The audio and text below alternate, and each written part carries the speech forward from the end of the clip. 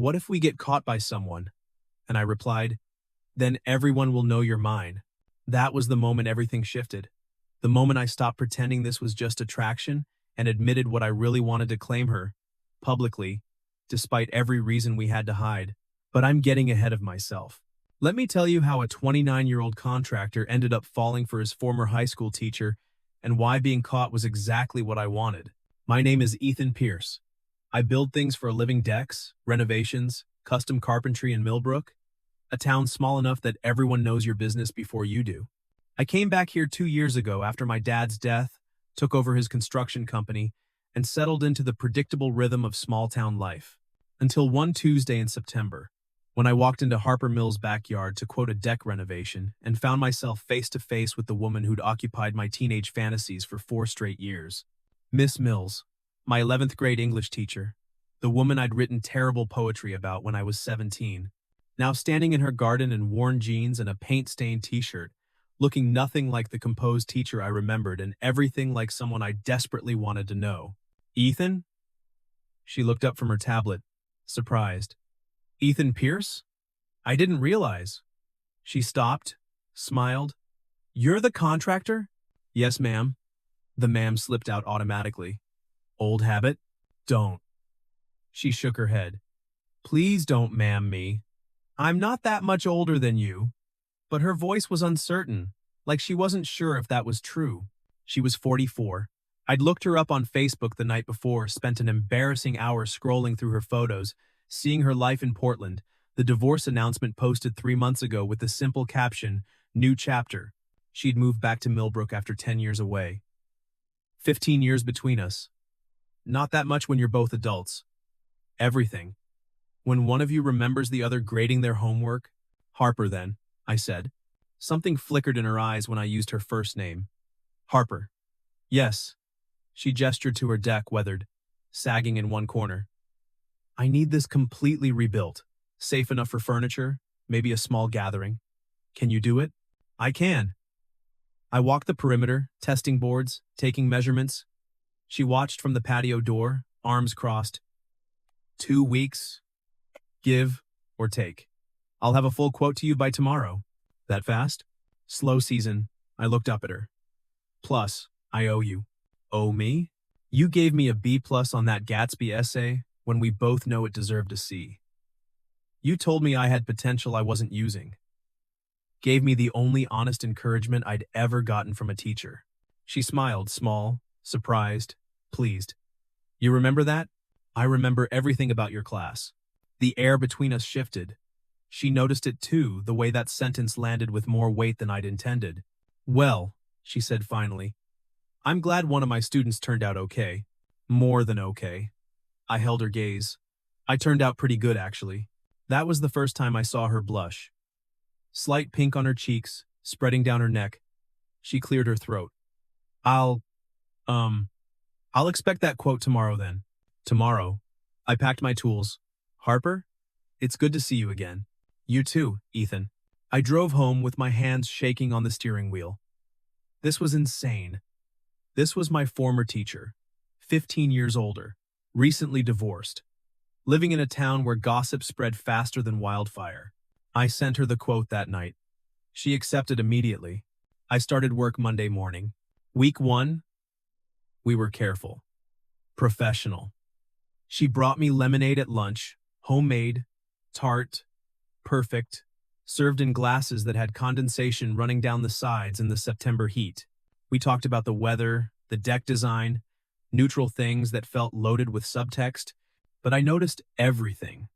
The way she tucked hair behind her ear when she was nervous, silver threads catching sunlight among the dark, how she hummed while grading papers on her patio, something classical I didn't recognize, probably Vivaldi or Bach, the reading glasses she wore, perched on her nose, that made her look both more serious and more vulnerable. The small scar on her wrist from a cooking accident she mentioned casually, a thin white line I wanted to trace with my finger. The way she laughed full and unguarded, nothing like the controlled smile she'd worn in her classroom. By Thursday, the conversations got longer. You went to college in Seattle, she said, handing me water, condensation cool on my fingers. Yeah, architecture program. Didn't finish. Why not? Dad got sick. I came home. By the time I stopped. By the time I could have gone back, I didn't want to. Found out I liked building things more than drawing them. She sat on her porch steps, knees pulled up, watching me work. Do you regret it? No. You? Regret what? Coming back here. Small town after big city. Must be an adjustment. She was quiet for a long moment.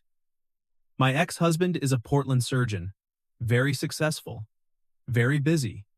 We grew apart, or rather, I grew, and he stayed exactly the same. She smiled without humor. He wanted a wife who attended hospital fundraisers and planned dinner parties. I wanted to actually be seen. I see you, I said before I could stop myself. The air went still. She looked at me, really looked. Ethan, sorry. That was... No. She stood. It was honest. I appreciate honest.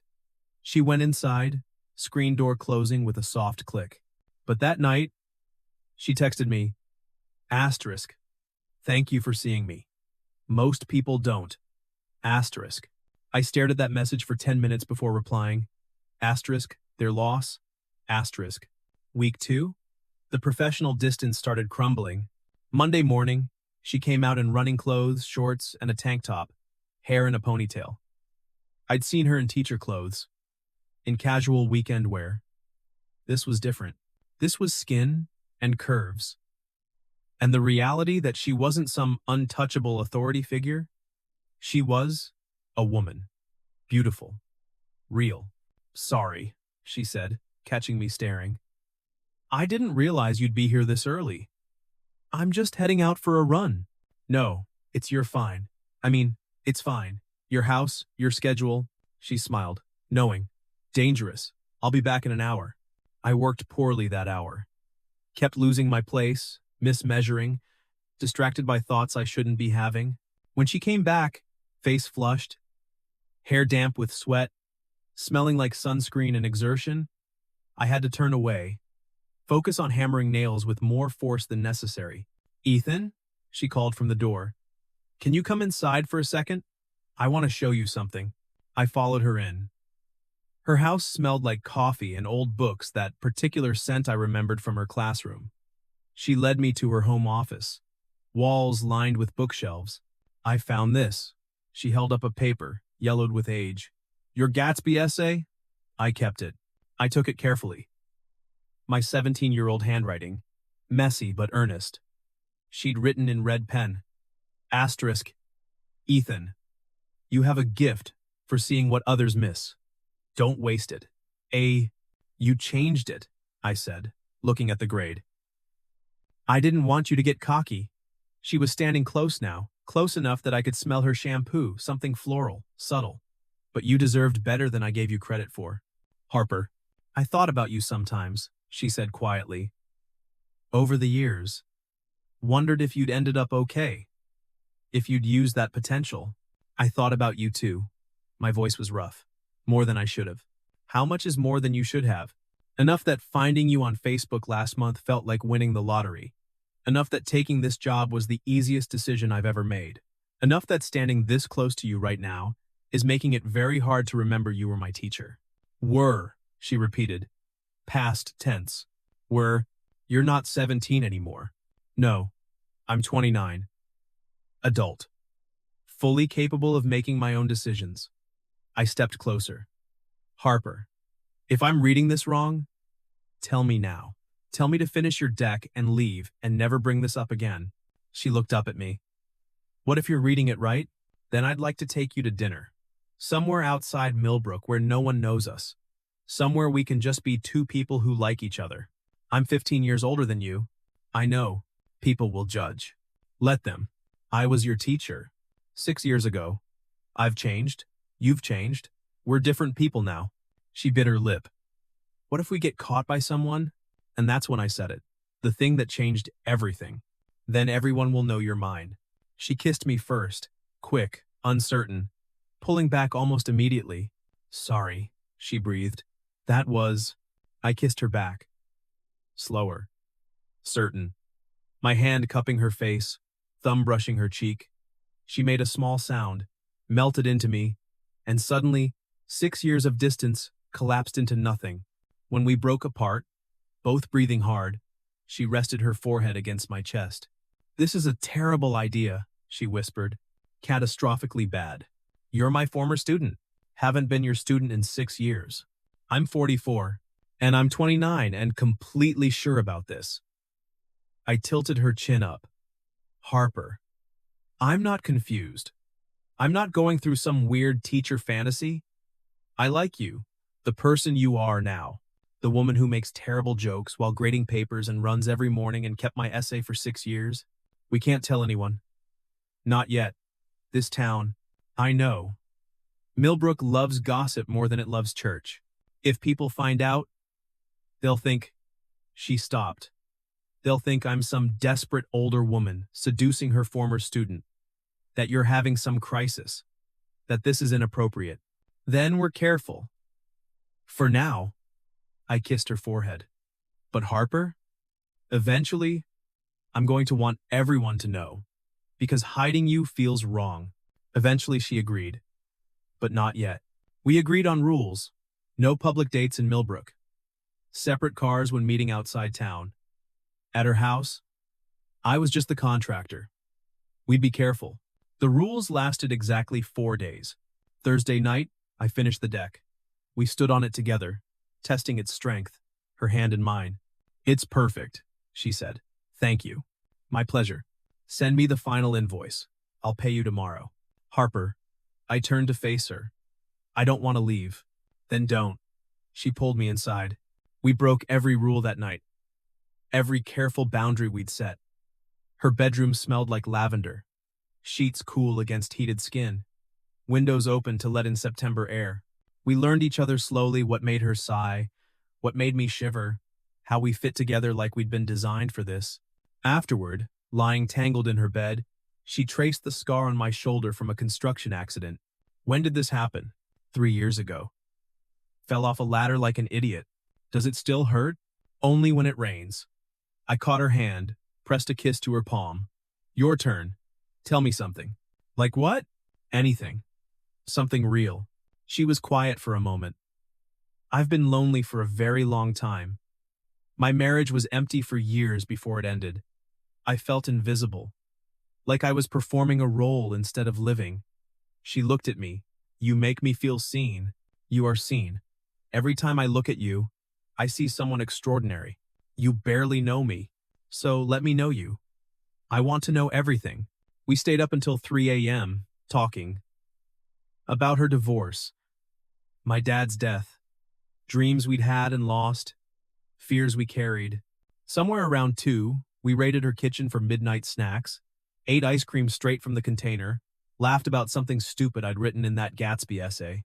"You compared Daisy to a fancy sports car everyone wants but nobody knows how to drive," she quoted, laughing.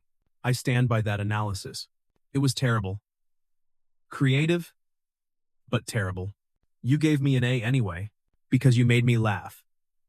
And because you saw something in that book that most 17-year-olds miss, that wanting something and deserving it are different things. I pulled her close. "I want you, and I'll spend as long as it takes proving I deserve you." She kissed me. "You already do." I left at dawn, before her neighbors could see my truck. Drove home with the taste of her still on my lips. Already counting hours until I could see her again. We fell into a pattern. Dinner dates in towns 30 miles away. Riverside, Cedar Falls, anywhere people didn't know us. Late nights at her place after dark. My truck parked 2 blocks away. Careful. Distant hellos when we ran into each other at the grocery store.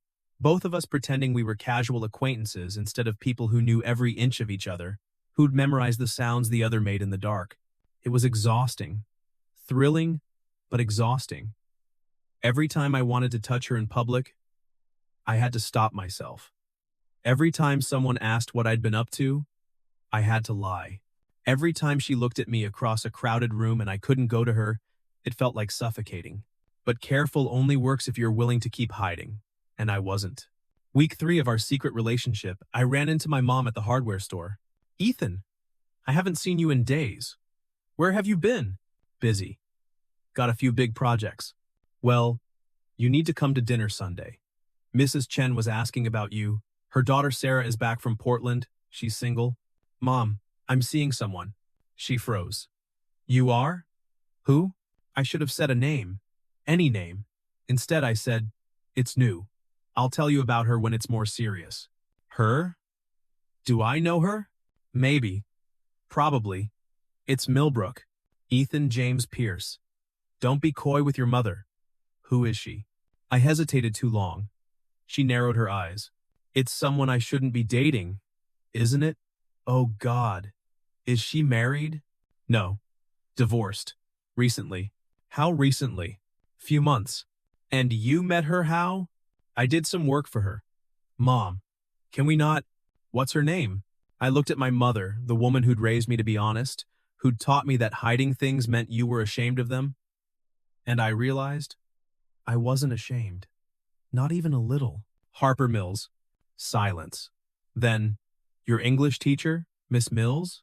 She's not my teacher anymore. Hasn't been for 6 years. Ethan, how old is she? 44. 44. You're 29. I'm aware of basic math, Mom. Don't be smart.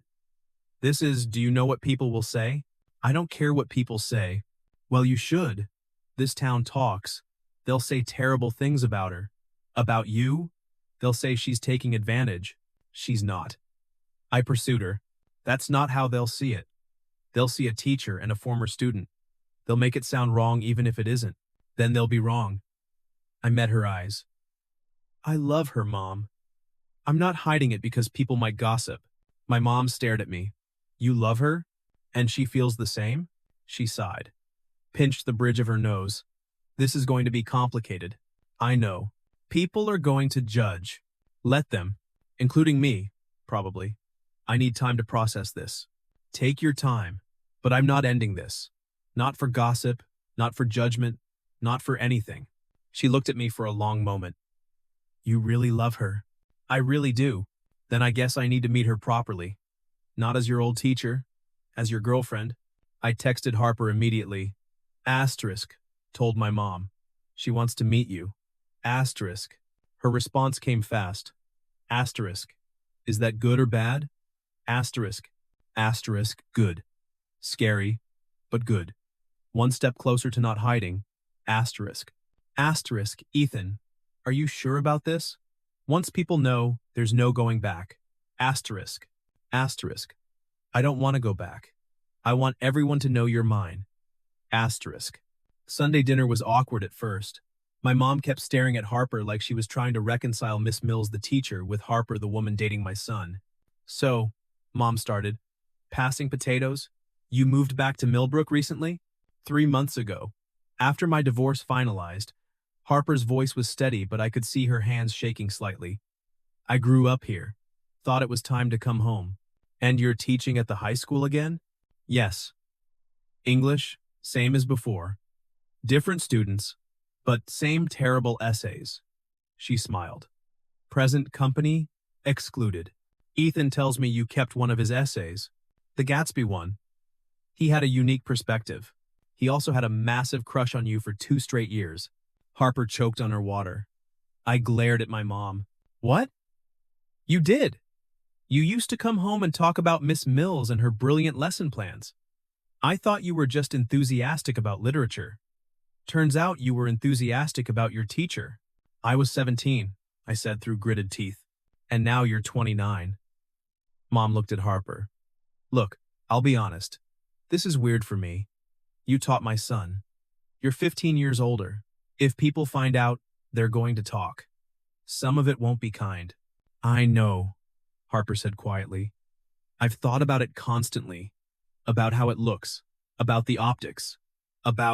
But, Mom interrupted. I've also seen Ethan these past few weeks. He's happier than he's been since before his father died. He smiles more, laughs more. That's because of you. Harper looked up, surprised. So here's what I think, Mom continued. I think you're both adults. I think 15 years is just a number. I think that people will judge you no matter what you do. So you might as well do what makes you happy. She pointed her fork at Harper. But if you hurt my son, former teacher or not, we're going to have problems. Harper laughed, surprised, relieved. Understood. Good. Now eat your pot roast and tell me how you deal with teaching teenagers who don't read. Dinner got easier after that. Mom and Harper talked teaching, books, small-town politics. By dessert, they were laughing together, and I was sitting back watching the two most important women in my life get along. As we left, Mom hugged Harper. Welcome to the family. Unofficially, for now, but welcome.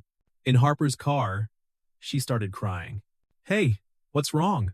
Nothing. Everything. She doesn't hate easily. Unless you hurt me, apparently. She laughed through tears. I won't. God, Ethan, I won't. I promise. I know. I kissed her. One down. A whole town to go. Are you sure you want this? Want me? Publicly? Harper. I took her face in my hands. I've never been more sure of anything. Yes, people will talk. Yes, it'll be complicated. But hiding you is killing me. I want to take you to dinner in Millbrook. I want to hold your hand in public. I want everyone to know that you're mine and I'm yours, and we chose each other. Whenever you're ready, she kissed me. I'm ready. Friday, 6 p.m., we walked into the Millhouse, Millbrook's only nice restaurant, holding hands. The hostess froze. Miss Mills? And Ethan? Table for two, I said calmly. Reservation under Pierce. She led us to a table by the window. Everyone could see us. By the time we sat down, I could feel eyes on us. Whispers starting. Harper's hand shook, reaching for her menu. Hey, I said softly. Look at me. Not them. Me. She met my eyes. We're just two people having dinner. That's all this is. Anything else is their problem, not ours. They're staring. Let them stare. Let them see how I look at you. Let them wonder how I got this lucky. She smiled. You're really not bothered? Not even a little. Are you? Terrified. But also relieved? Like I can finally breathe. We ordered, made conversation, pretended we didn't notice Jennifer Walsh pulling out her phone to text someone, or Tom Harper, no relation, craning his neck to get a better look. Halfway through dinner, Principal Davies walked over. Harper tensed. Miss Mills. Ethan. He nodded to us both. I heard rumors you two were friendly. Wanted to see for myself. We're dating, I said clearly. Have been for a few weeks. I see. He looked at Harper. Miss Mills, you understand this might be complicated. Given your position at the school, Ethan graduated 6 years ago, Harper said, voice steady. There's no policy violation. No conflict of interest. We're both adults. Still. The optics. With respect, Principal Davies? The optics are only a problem if people make them one. I leaned forward. Harper and I are together. We're not hiding it. We're not apologizing for it. If that's a problem for the school, that's something you'll need to work out with her separately. But it's not a problem for us. He looked between us. Fair enough. Enjoy your dinner. After he left, Harper laughed, a little hysterical. Did you just tell my boss to back off? You're not doing anything wrong. Neither am I. I'm not letting anyone make you feel bad for this. Everyone's going to know by tomorrow. Good. Then I can kiss you in public. And I did. Right there in the Millhouse, with half of Millbrook watching. She kissed me back, and I heard someone gasp. Someone whisper. Someone probably already texting everyone they knew. I didn't care. When we left the restaurant, we walked down Main Street holding hands. Past the bookstore, the coffee shop, the pharmacy where Mrs. Chen gave us shocked looks. Harper laughed free, unguarded, happy. Everyone's staring. Let them see you're mine.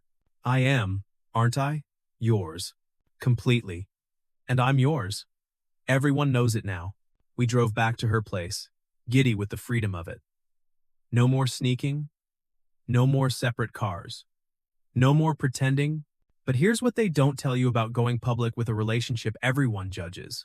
The fallout is immediate and brutal. Monday morning, Harper got called into Principal Davies' office. I've received complaints, he said, from parents, about your relationship with a former student. Ethan graduated 6 years ago. That's not the point. The point is perception. Parents are concerned about your judgment. My personal life doesn't affect my teaching. Miss Mills, I'm not saying it does. But this is a small town. Appearances matter.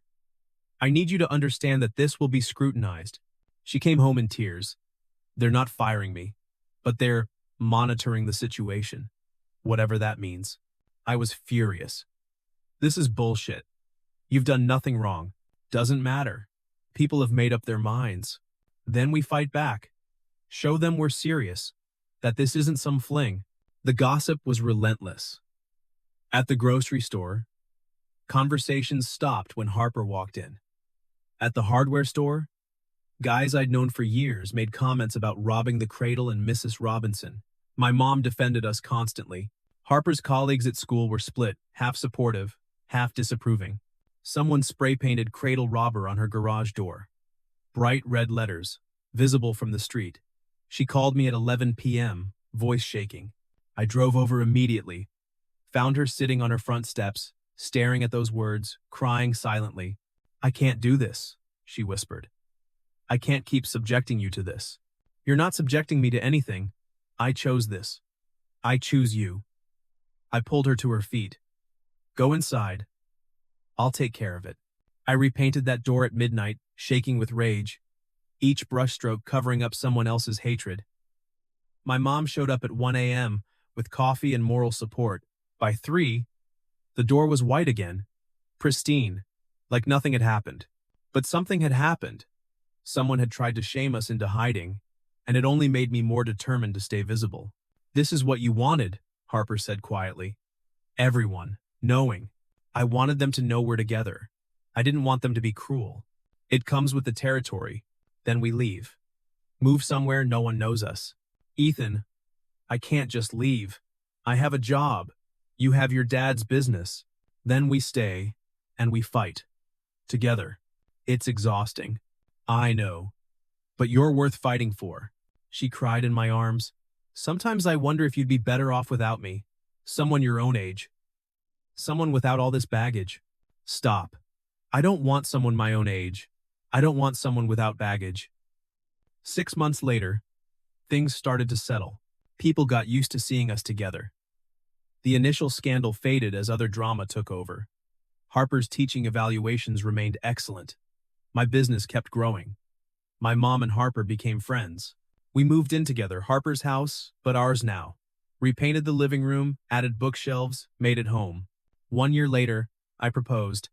In her classroom after school, surrounded by books and posters about Shakespeare and Fitzgerald. "You gave me an A on an essay when I deserved a C," I said, on one knee. "You saw potential in me before I saw it in myself. You made me want to be better, and 6 years later, you're still making me want to be better. Marry me. Let me spend the rest of my life proving I deserve you." She said yes.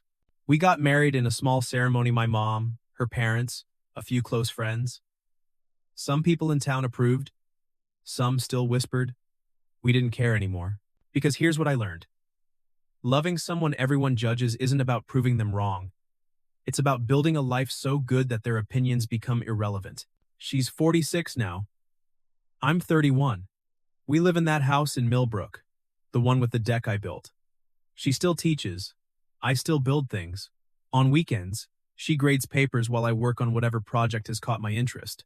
We drink coffee on the deck and talk about books and students and the lives we're building together. People still ask how we make it work, how we handle the age gap, the history, the judgment. I tell them the truth. We stopped hiding. We stopped apologizing. We stopped letting other people's discomfort dictate our happiness. My name is Ethan Pierce. I fell in love with my former teacher. It cost us privacy, easy social acceptance, and the comfort of blending in. Some nights, when someone makes a comment or when Harper gets tired of defending our relationship to strangers, I pull her close and ask, "Regret it?" And she always says, "Not even once." "What if we get caught?" She'd ask that first week. "Then everyone will know you're mine," I'd answered. And now they do. They all know, and I wouldn't change a single thing. Because some people are worth the gossip, worth the judgment, worth standing up and saying, Harper Mills was worth all of it, is worth all of it, will always be worth it. Every whisper, every judging look, every uncomfortable conversation. I'd do it all again, publicly, loudly. That's what love looks like when you stop hiding it.